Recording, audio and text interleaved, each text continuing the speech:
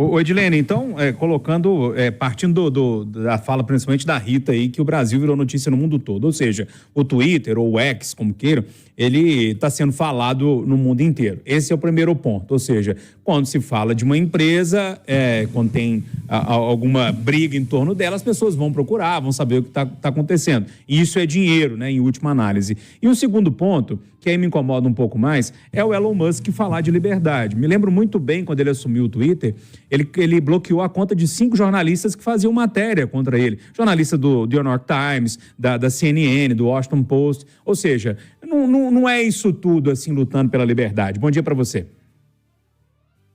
Bom dia, Júnior. Bom dia aos ouvintes, aos debatedores. Pois é, nesse caso, o Judiciário atua onde há um vácuo legislativo. Por isso é hora de o Congresso agir.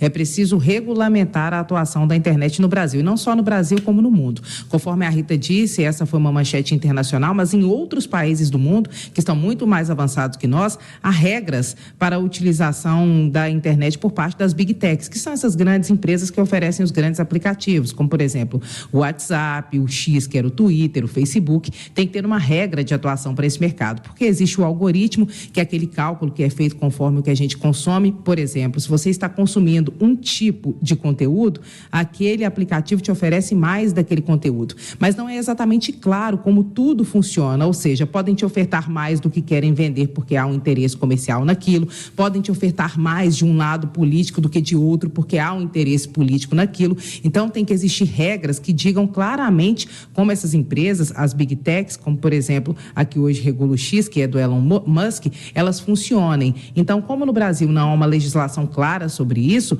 o Judiciário está atuando. E Alexandre de Moraes não estará sozinho. Vamos lembrar que entrou para o STF também Flávio Dino, que no Executivo travava uma briga em relação a isso, tentando aprovar uma lei no Congresso Nacional. Então, essa é uma questão que deve ser tratada também dessa forma. E quando você diz, Júnior, de liberdade, você está muito correto, porque como não sabemos como funciona direito, como é o funcionamento interno, pode-se favorecer um lado ou outro na política e comercialmente esse ou aquele fornecedor de produto. Então, ou seja, quem está do outro lado está sendo enganado se não conhece as regras de funcionamento. Então, essa questão tem que ser muito debatida e é bom que ela esteja mundialmente sendo falada, porque outros países estão legislando sobre isso, enquanto o Brasil até o momento está parado.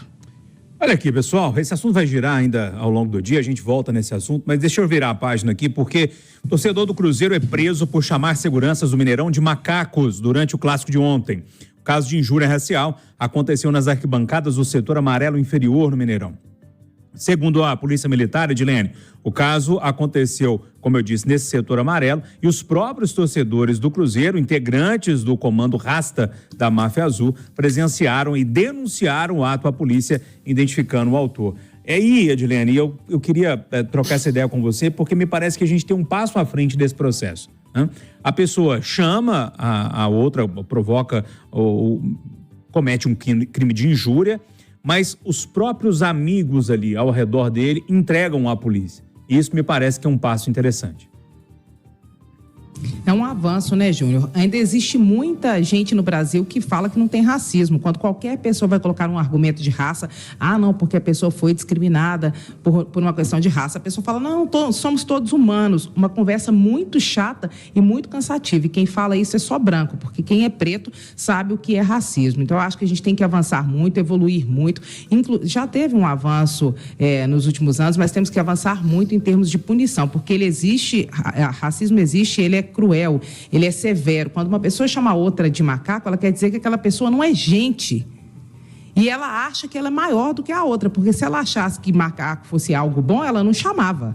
Então, ela acha que ela está em posição de superioridade. Então, tem que ser punido, tem que ser denunciado cada vez mais. Isso tem que se tornar uma prática entre nós, o combate do racismo. E não é só coisa de gente preta, tem que ser coisa de gente branca. Porque sabe quando a maior parte das pessoas brancas começa a se importar com racismo? Quando entra alguém negro na família dela e começa a ter filho negro, neto negro, e ele vê quem é da casa dele, quem é do sangue dele sofrendo racismo. Aí as pessoas começam a se preocupar mais. Nós não precisamos ter algum problema, porque o problema não é ser negro, o problema é o racismo, mas nós não precisamos sofrer algo na pele para nos empatizarmos com outras pessoas e defendermos essa causa, né? Então, eu acho que essa é uma luta de todos. Se eu vejo racismo, eu denuncio. Júnior, se você vê, você denuncia. Porque só sendo punidas, infelizmente, as pessoas tomam consciência do que elas não devem fazer. William Travassos, 2024, mais um caso de injúria. Primeiro o meu abraço aí para o comando Rasta da Máfia Azul. Eu acho que esse é um enfrentamento, né? Se a gente identifica um racista, a gente denuncia. Se a gente identifica um brigão, a gente denuncia, porque a gente quer paz no estádio, a gente quer respeito. E eu acho que esse é o caminho. Então, se você tem informações sobre um ato que não está dentro da lei, denuncie. Esse é o caminho. Está aí e está disponível. Todos os mecanismos para denúncia estão aí. Agora, existe uma parcela da população que tem medo de denunciar, sabe, Júnior? É igual o cara que todos os dias passa em frente a uma boca de fumo, ele não pode denunciar porque ele está refém daquele marginal e é obrigado a conviver com isso.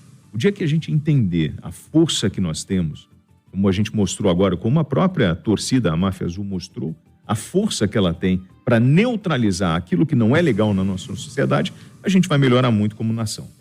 Eduardo, um avanço? Pelo menos entregaram o cara. Ô, Júnior, um jogo de futebol não é só sobre futebol.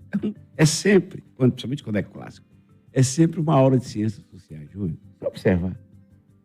Primeiro que, pensa no futebol, toda arrogância sempre é castigada no futebol. Depois, todo mundo fala o tempo todo que o campeonato regional, no caso o mineiro, não tem importância nenhuma. Perde para ver. Outra coisa, sobre técnico de futebol, que é uma das profissões de maior visibilidade do país e do mundo. A diferença entre o cara ser Deus ou capeta é se o time ganhar ou perder. Muitas vezes ele erra pra caramba, esse cara é errado, mas o outro perdeu, a culpa é do outro. Quando eu estava observando o técnico do Cruzeiro, que o time ganhando, ele trocou um zagueiro pelo Vital, que era atacante. Estão arrebentando com ele hoje. Estão pedindo demissão dele.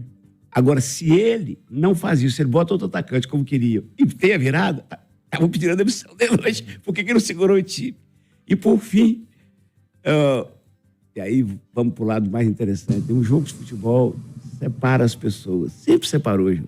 É uma mentira, viu? Que é includente é o Mercado Central. O Mineirão sempre foi excludente. Nem no transporte os torcedores nunca foram juntos. Nunca. E lá no Mineirão, e lá na arena do MRV do Galo, agora tem essa discussão sobre a falta de barulho. É porque futebol ficou para rico, e rico nunca fez barulho no estádio. Os caras vão lá e ficam batendo papo e ostentando, e fazendo negócio. Então, esse jogo de ontem revelou mais uma coisa fantástica do futebol. Essa turma do Cruzeiro que entregou o cara, tá que nem todo brasileiro, tá cansado de algumas coisas. Feminicídio, abuso contra um menino de 10 anos e racismo. Entregaram o cara. Por quê? Porque o cara, Júnior, revelou outra coisa que o futebol mostra pra gente. Quando você tá com medo, sob pressão, quando você tá com raiva, você se revela. Né? O cara tinha que se revelar. Ele achou alguém e xingou. A turma falou, toma, polícia. É isso. Ô Rita Mundim, pra gente arrematar esse assunto. Olha, Júnior, eu fico muito com o que a Edilene falou e eu só queria complementar, né? Porque ela falou que não pode ser coisa nem de preto, nem de branco. Realmente, tem que ser coisa de todo mundo. E uma sociedade, ela tem que ser inclusiva, miscigenada e a gente merece respeito. Todo mundo merece respeito. Então, eu acho que a gente tem mais que denunciar para que a nossa sociedade consiga evoluir. Nós estamos buscando isso. E essa evolução está nesse entendimento de que somos todos iguais.